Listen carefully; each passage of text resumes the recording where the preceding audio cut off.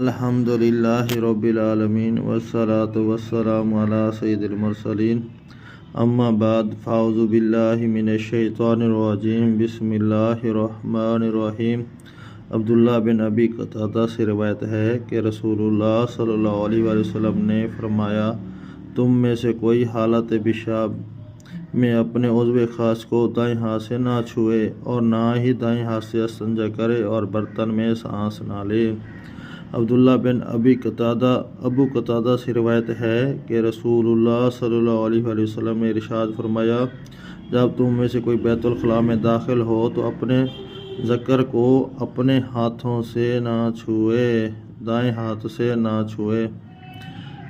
عبداللہ بن ابی قتادہ سے روایت ہے کہ رسول اللہ صلی اللہ علیہ وسلم نے برتن میں سانس لینے اور اعلیٰ تناسل کو دائیں ہاتھ سے چھونے اور دائیں ہاتھ کے ساتھ استنجا کرنے سے منع فرمایا ہے۔